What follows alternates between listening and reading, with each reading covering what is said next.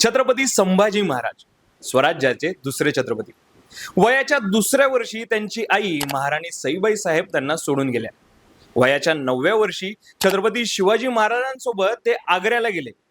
औरंगजेबाच्या दरबारात आपल्या वडिलांसोबत हा 9 वर्षाचा मुलगा छाती ठोकपणे उभा होता. आता काय व्हायचंय ते होऊन जाऊ दे हेच त्यांच्या मनात असेल. तिथून पुढे काय झालं हे सगळ्यांनाच माहिती आहे. छत्रपती आग्र्यावरून सुटले आणि राजगडावर आले. राजगडावर आल्यावर त्यांनी संभाजी महाराजांचं श्राद्ध केलं. सर्वांना वाटलं की संभाजी महाराज गेले, पण हा 9 वर्षाचा छावा आपल्या वडिलांच्या सहकाऱ्यांसोबत राजगडावर येत होता. या औरंग्याने आदेशच दिले असतील की भेटतील दिसतील तिथून त्यांना मारून टाका, पण हा 9 वर्षांचा छावा न घाबरता राजगड जवळ करत होता. त्यांच्या आईनंतर त्यांना सर्वात जास्त प्रेम दिलं ते जिजाऊमाई साहेबांनी, आणि छत्रपती संभाजी महाराजांच्या वयाच्या 17व्या वर्षी त्या त्यांना सोडून गेल्या. वयाच्या 23व्या वर्षी त्यांचे वडील छत्रपती शिवाजी महाराज त्यांना सोडून गेले, आणि त्यानंतर स्वराज्याची सगळी जबाबदारी आली ती छत्रपती संभाजी महाराज यांच्यावर.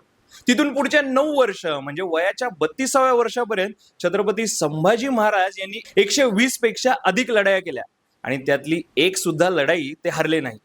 खुद्द औरंगजेब महाराष्ट्रात आला.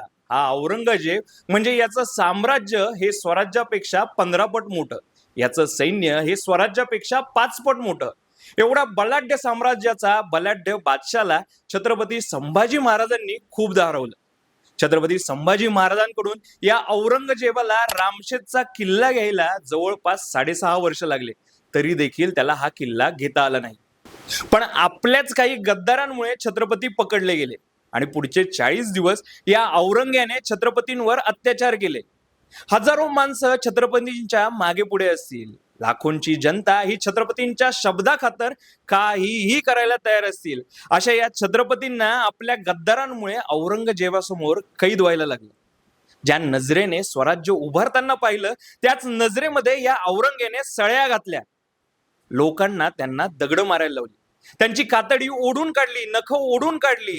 एवढ्यावर तो थांबला नाही, त्यांनी त्यांच्या जखमेवर मीठ लावलं. आणि काही दिवसांनंतर या औरंग्याने छत्रपतींच्या शरीराचे तुकडे केले आणि त्यांना मारून टाकलं. त्या औरंग्याला वाटलं आता सगळं संपलं, आता हे सगळं स्वराज्य आपल्याला मिळेल. पण त्या औरंग्याला हे माहित नव्हतं की छत्रपती संभाजी महाराजांच्या मृत्यूनंतर मुघल शासकाच्या अंताला सुरुवात झाली.